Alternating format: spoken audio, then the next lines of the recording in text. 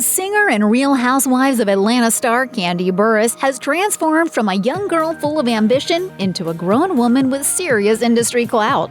So just how did she get to where she is today? Keep watching to witness her stunning transformation.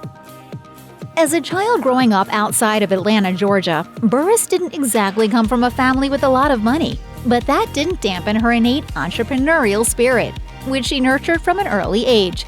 In a 2018 interview with Money, she explained, "I was a saver as a kid. That was my thing. I always wanted to make sure I had something stashed away, you know?"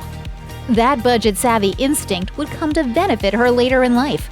Burruss also has fond memories of spending time with her mother while both of them imagined what it would be like to be rich. They drove around wealthy neighborhoods with large homes and wondered what life like that could be. As Burruss told Money, "We'd ride around all the time and dream, like, oh, one day we're gonna have a house like that. It's really crazy to me now that I can afford any of those houses." Sometimes dreams really do come true. While Burruss's early childhood was pretty normal, things took a turn when she was a teenager. Her family was struck by a sudden tragedy when her brother Patrick passed away. Burruss had just turned 15 when Patrick got in a car accident in Mexico. He was only 22 years old. Burruss was naturally devastated, but just because her brother had passed on, that didn't stop her from continuing to talk to him as often as possible. On an episode of Xscape, Still Kickin It, she reminisced, "When I would say my prayers before I would go to bed, I would just ask God, would you please allow me to talk to Patrick? And sure enough, he would appear in my dreams." Burruss would also pretend that Patrick was still at school instead of having passed away, which helped her cope with the pain of her loss. As an adult, she often wonders what her big brother would have been like had he lived, and if they would have worked together. It's no stretch to say that Kandi Burruss was destined to become famous from an early age. In fact, when she was still just a teenager, she became a founding member of the girl group Xscape, which was quickly discovered by producer Jermaine Dupri. As she explained to Forbes in 2019, "We started our group when I was in the 9th grade. We got our record deal when I was in the 11th grade. Our first single dropped the summer before my 12th grade year, and we immediately had a hit." Thus began the adventure that would make Xscape one of the top R&B groups of all time, with all 3 of their albums becoming platinum hits. Thanks to their success, along with that of their peers like Outkast, Atlanta became a musical hub. Despite Xscape's early success, tensions eventually flared within the group as the members' ambitions began to clash. That made Burruss quite concerned, as she told Forbes, "One of the group members wanted to go solo. I felt like it was the end of the world." Burruss had just purchased her first home and was facing bills to pay, even though she was only 19. At that moment, the future was looking a little unpredictable. Fortunately, with a lot of talent and a little luck, she was able to calculate the next step that would be her best option for future success. In fact, some of her greatest accomplishments were still to come. Once Xscape was dissolved, Burruss and her fellow Xscape member Tamika "Tiny Cottle" decided to go into business making demo songs for record labels. That was when their manager introduced them to famed producer Kevin Briggs, and things really started falling into place. He played them a track and they asked if they could take it and rewrite the song for it. Thus was born the iconic 1999 feminist anthem, "No Scrubs." Once the song was recorded, it found its way into the hands of legendary record executive L.A. Reid. As Burruss explained to Forbes, "I met him at a party and he told me that he was going to make this the biggest hit of my career. I took for granted what he was saying. He was right though. It ended up being the biggest song of my career. It was a blessing. It just kind of fell into my lap." No Scrubs went on to be recorded by TLC, one of the biggest girl groups of all time. It spent 4 weeks at the top of Billboard's Hot 100, won Burruss a Grammy for Best R&B Song, and has enjoyed a legacy as one of the most iconic songs of the 90s. In 2002, Burruss celebrated another joyful first in her life as she gave birth to her daughter Riley. Unfortunately, though, Riley's father, Russell Spencer, didn't take a very active role in his daughter's life. As Burruss revealed in a 2016 interview with E! News, "Riley's dad and I, we never co-parented. He never was involved. We would hear from him for a little while, then you wouldn't hear from him again for like a year.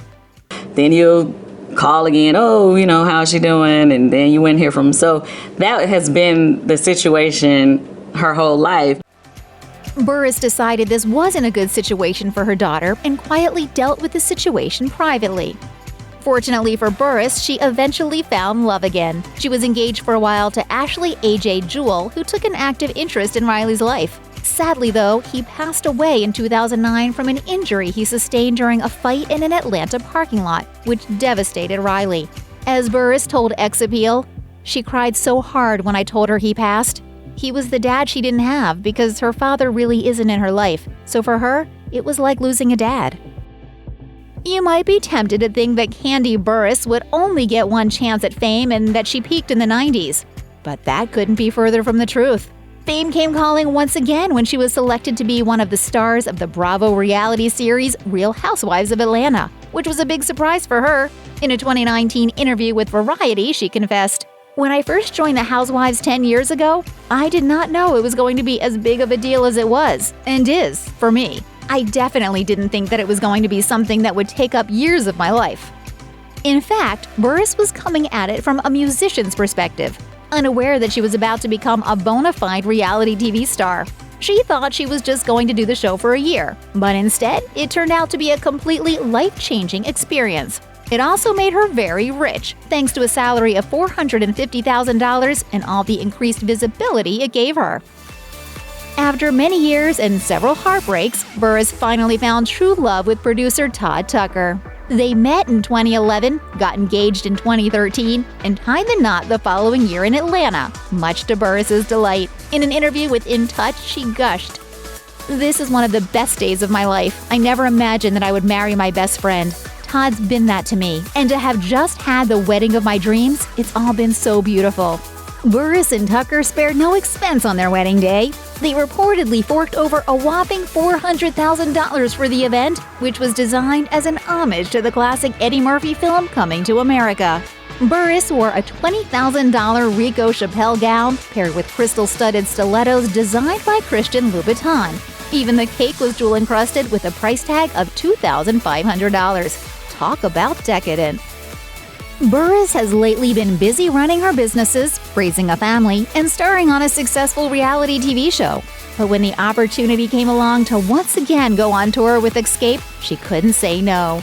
Doing so rekindled a flame that had dwindled. She told Variety, "When Xscape came back together for a tour in 2017 and all of our shows were selling out, it made me miss being on stage and producing music on a regular basis.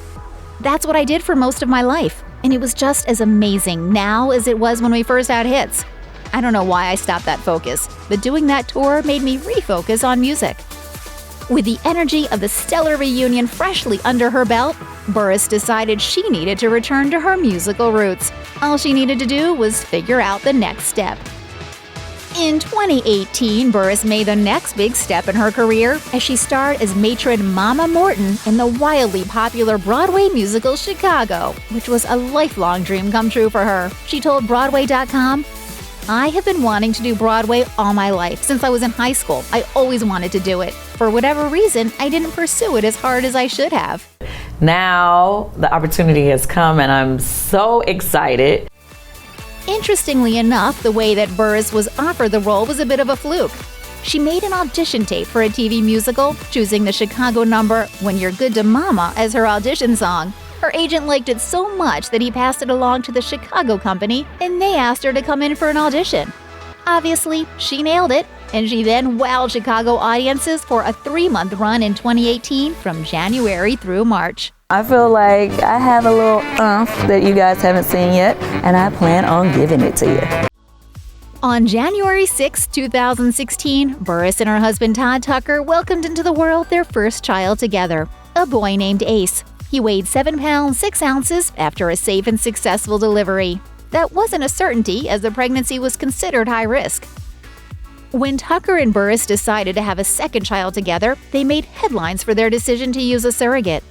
Initially, their choice wasn't met with much enthusiasm, both from family members and the general public, as there was an assumption that Burruss was doing it for cosmetic purposes. But she put that rumor to rest during an interview with Tamron Hall, as she declared, "Come on, honey, I got money to get my body back together if I need to. It's not a vain decision."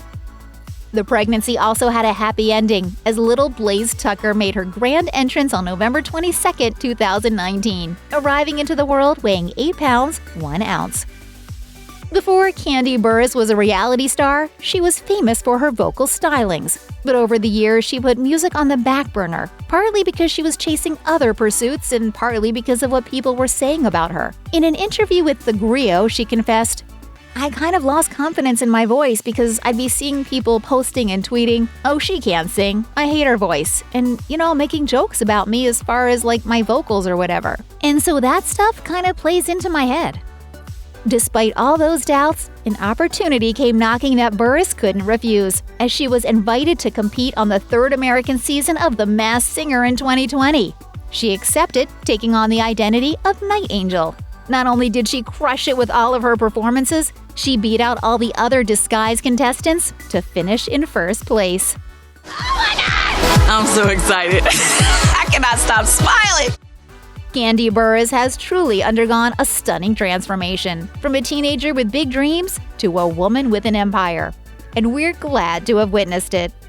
Check out one of our newest videos right here. Plus, even more list videos about your favorite celebs are coming soon. Subscribe to our YouTube channel and hit the bell so you don't miss a single one.